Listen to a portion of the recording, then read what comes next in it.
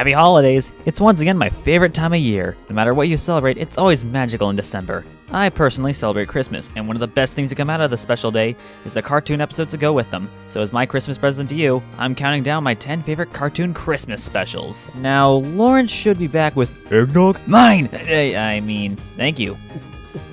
Love eggnog. Oh, write the list. This list is solely based on my opinion, so please let me know your favorite Christmas specials down below. Also, I won't put any VeggieTales episodes since I do plan to talk about my favorite of its many specials in a later video. Lastly, I will be spoiling certain scenes of episodes, fair warning. Time to deck the halls with these Christmas elites. Fa-la-la-la-la-la-la, let's do this thing!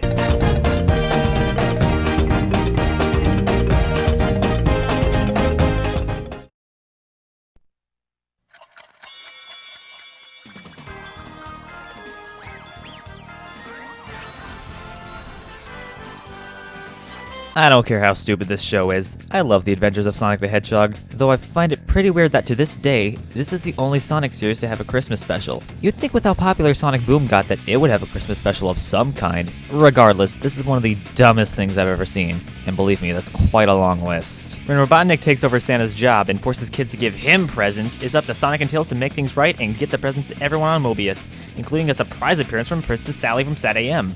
A shocker, but a welcome surprise at that. However, you can tell that the budget was pretty thin with this episode as they didn't have as many voice actors on hand, and the animation at times is this. Well, at least that kid got his 2 front teeth for Christmas. Heh, good one, Lawrence. At least Tails' new voice actor does a pretty good job. As you'd expect from a Sonic cartoon, has a decent amount of action in Sonic's various stunts to get to the North Pole, and getting all of Santa's presents to all the good kids around the world. Sure, it's simple, stupid, and is rough around the edges, but leave it to Sonic to start our list right.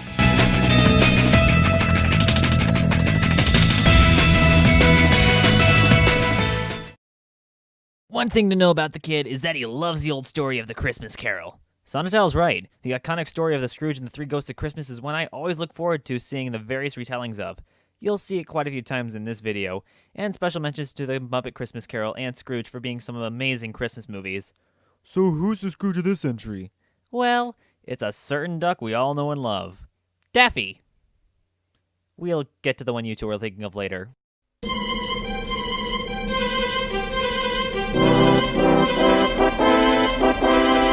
Everybody loves the Looney Tunes, and their spin on A Christmas Carol was brilliant. Each character plays a role that fits like a new Christmas sweater.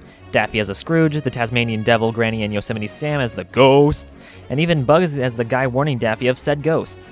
I really like how they modernized the story, but not to the point of dating the special. My only question is, since when does Porky have a daughter? They could have easily had Hampton from Tiny Toons play this role, because they do have the janitor from Acme University cameo. Thankfully, the cartoon is not missing that Looney Tunes slapstick we all know and love. However, I can't say I like this as much as the others for one simple reason. The ending feels rushed in, almost like Daffy didn't learn a darn thing when he starts double guessing the goodies done. Oh well, within a century, that's all, folks.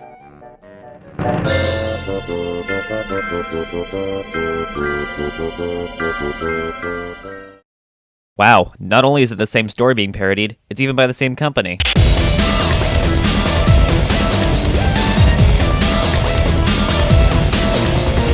Hey, considering the name of the episode, does that mean you're gonna do a plot synopsis? It pays to get things done later. Also, the Animaniacs reboot is pretty great, you should watch it.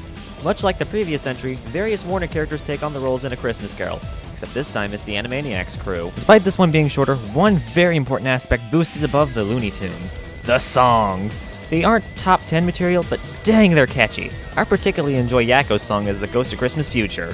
Show 'em what you can do. This is stupid. The future is waiting for you. Leave me alone. Come on, plots, 'cause you got lots to see before we're through. Also, even though there's noticeably less slapstick, I like the humor in this, the different digs towards Mr. Plotz and his rude attitude, Slappy's cameo as a whole, and the twist on Plotz's future.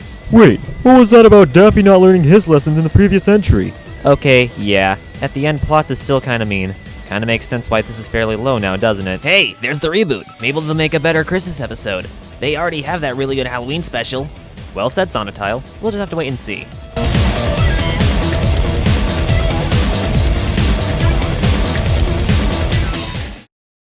It may not be the same story, but one can argue that there is a Scrooge.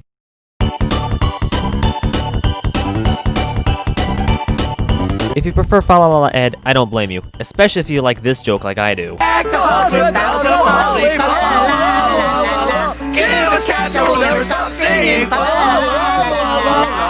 When Eddie is peeved that his parents didn't give him good enough presents, he decides to mooch off the other kids in the cul-de-sac. It's really cool seeing how everyone celebrates Christmas here. Rolf's was easily my favorite version. The song was really catchy. As you can imagine, Ed and Double D aren't very happy with Eddie's view on Christmas. However, things do take a turn for the better when Eddie fixes the neighborhood's Christmas tree and learns that Christmas isn't all about the presents. A lesson he forgets almost immediately when Santa drops a sack of presents for everyone that Eddie takes. I know I mentioned in the earlier entries that the character not learning a thing was a problem, but here it works because it doesn't feel out of character for Eddie. Also, Ed and Double D do call him out for it. However, the involvement of the Kanker sisters is where I find faults. Sure, the allusion to the story of the Three Kings is pretty neat, but their ending with the Eds just felt unnecessary. But the episode is funny and has legitimately heartwarming moments like this one. Spirit of the season take Ed! I feel all fuzzy inside, Double D! Tis the season, Ed. This scene in particular never fails to put a smile on my face.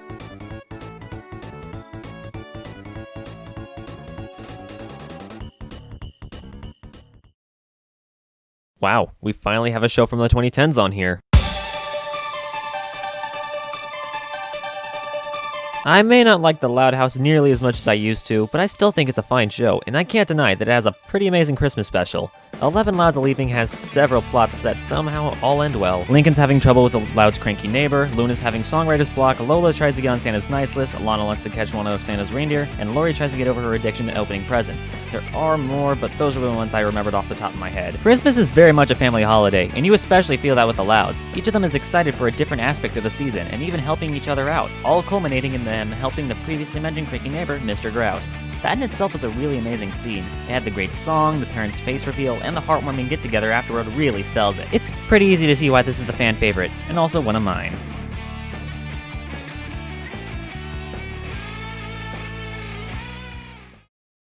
Can't argue with the classics.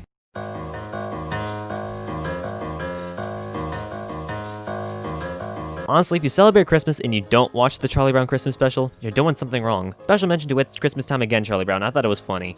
Charlie Brown can't seem to get into the same happiness that Christmas brings to everyone else, which prompts him to go to Lucy for advice. Yes, that same Lucy that's probably on the naughty list. But hearing Charlie Brown's problem, I can't say I blame him. He's sick of the over-commercialization of the holiday season. Surprisingly enough, she actually gives helpful advice and advises Charlie to get involved with the project, that being the school play. CB somehow gets to direct a whole play, even though no one takes him seriously. You know, when you really think about it, these kids are just horrible to Charlie Brown, constantly insulting him and mostly not paying attention. Why do I like this episode again?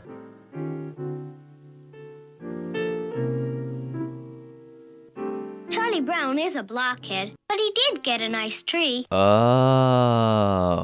As much as the behavior of the other kids may get on my nerves, it's all forgiven when they all come together to do something good for Charlie Brown. And Linus reciting the story of Jesus will always hold a special place in my heart. I will never understand how the creators thought this would flop horribly, as this turned into one of the most iconic Christmas specials ever to air.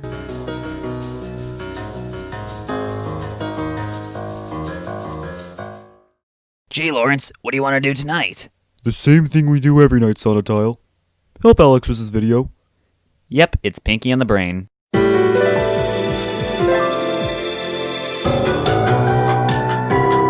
This isn't cheating since this is from the Pinky and the Brain series that spun off of Animaniacs, but those who've seen this know why it's here. As you know, toys for kids are the main presents on Christmas, so the Brain creates a toy named Noodle Noggin, clever callback, to hypnotize the population. However, the only way to mass produce it is to get to the North Pole and have Santa's elves create a metric hecton.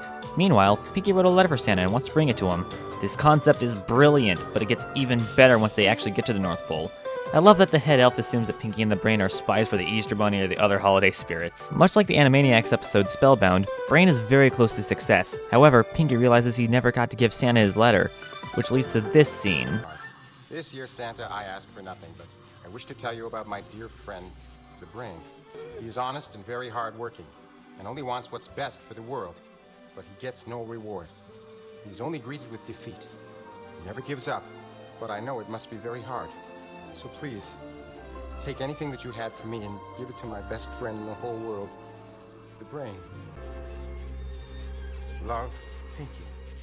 P.S. By any chance do you have in that big old bag of yours the world. Incredible. Ignoring the fact that Pinky's letter was even legible, this is probably my favorite scene in the Animaniacs franchise. The special was pretty great up till then, but this scene alone rocketed it up into my top 5. If you haven't already, watch this episode. You won't regret it.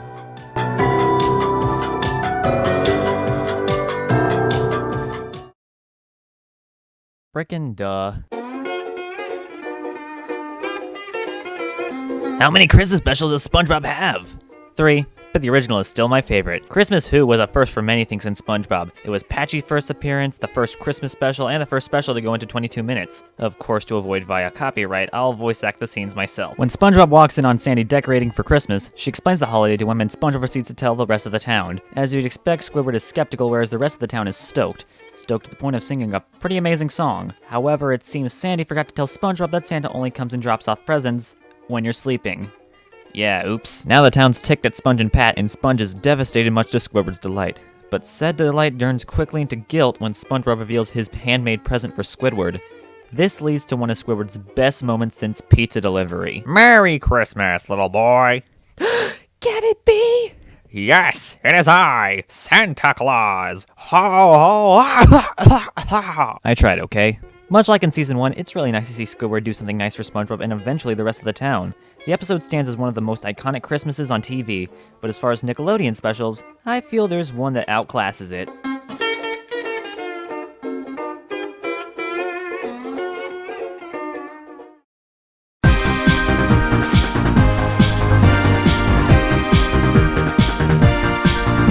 I'm 94% certain that my family would have killed me if I didn't put this one on the list.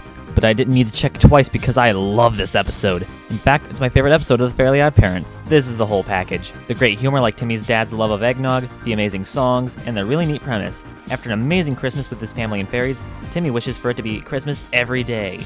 By song. I wish every day could be Christmas, 'cause Santa brings gifts every year. I love this song. It's catchy and pretty funny at times. Valentine's Day always makes me sad. 'Cause Timmy just can't get a girlfriend.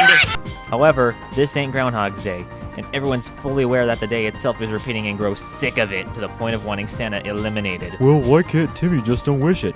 That includes the other holiday icons who kidnap Cosmo and Wanda in hopes of using what little magic they have left. You see, on Christmas Eve, all the fairies transferred a majority of their magic to Santa so he can do his job. Ugh! Ow! I seem to have tripped over a plot hole. What's wrong? How did Cosmo and Wanda grant Timmy's wish if their magic wasn't in them?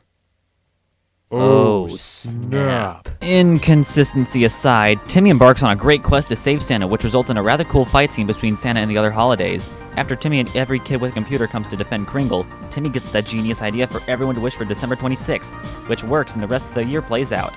I love this episode so very much. However, we're only at second place.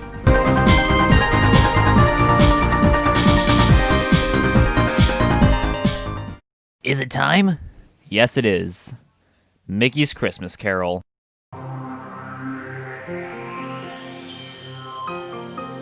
I wasn't kidding when I said I love the story of A Christmas Carol, and this may just be the best retelling of it, or at least the most iconic. Ooh, CJ's gonna kill ya, pal. No, I wouldn't, dude. I think. The Muppet Christmas Carol is still phenomenal. Everyone knows that. Back to Mickey. If you think of a Scrooge, you're more than likely going to imagine Scrooge McDuck, as his performance here is astonishing. That's not to say everyone else isn't amazing. Mickey is Cratchit, none on his Fred, but my non-existent hat goes off to all 3 of the Ghosts of Christmas. Those being Jiminy Cricket, Willie the Giant, and Pete. One thing I really like here is that, unlike most interpretations, Scrooge actually starts feeling remorse before the ending, even as soon as seeing what he's done in the past. However, the present is where we see the consequences of Scrooge's greed in effect, like Cratchit's family having little food. But the worst is yet to come. The future is where nightmares were created, and Scrooge cemented himself as a changed man. It wasn't just seeing him lonely at his own funeral. Seeing Tiny Tim die shattered his, and the audience's, heart. When Scrooge makes things right with his nephew, the charity workers, and Cratchit, I feel all the happy joy feelings, and no matter how many times I watch it, I still get a chill hearing this. Joy to the children far and near. What a wondrous time of year. Isn't it just grand to say, Merry, Merry Christmas. Merry, Merry Christmas. Merry, Merry Christmas. Merry, Merry Christmas. Oh, what a merry Christmas.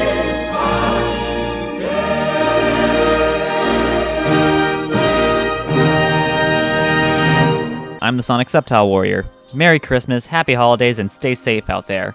Also, check out my pals on Fanfickle. Have a nice December. Goodbye.